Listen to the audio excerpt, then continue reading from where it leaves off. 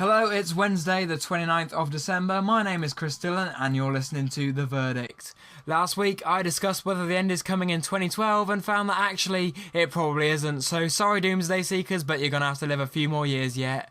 I know, it's a pain in the ass for us as well.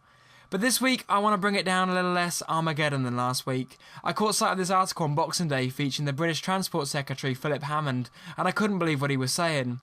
He reckons that the BAA, the British Airport Authority, who were forced to cancel 2,000 flights over the 6-day period of snow last week, should be fined as an incentive to deal with this better in the future, as the cancellations ruin thousands of Christmas plans for people both in the UK and abroad. Now, I do see the argument here, but let's face it, this country can face wars and recessions and X-Factor Christmas #1s and march on regardless, but 3 inches of snow and every school and public transport service shuts down. It's pretty much tradition.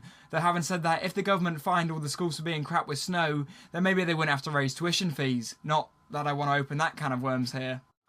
But I know I'd probably feel a lot differently to this if I'd been travelling and my flight got cancelled. But these things happen and is something for the BAA and the airports to sort between themselves and their customers without government involvement. And the customers should and most likely have already been refunded, and I'd go as much to argue maybe a bit extra, perhaps a half-price flight or a free one, I don't know.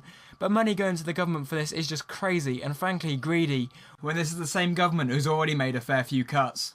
The BAA are already going to be handing out a large amount of money in returns and such to the airports, so they're already losing at a time of year that should be their busiest.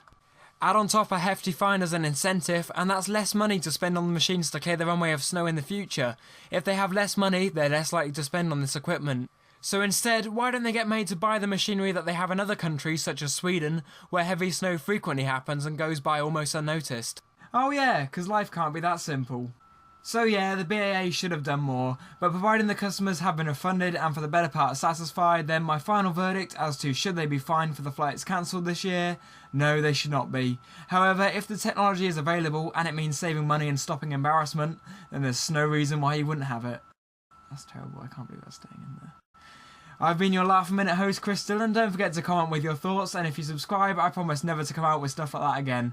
I'll be back next Wednesday here on the Relentless Circuit. Thank you very much for listening, and have a happy new year. Bye bye.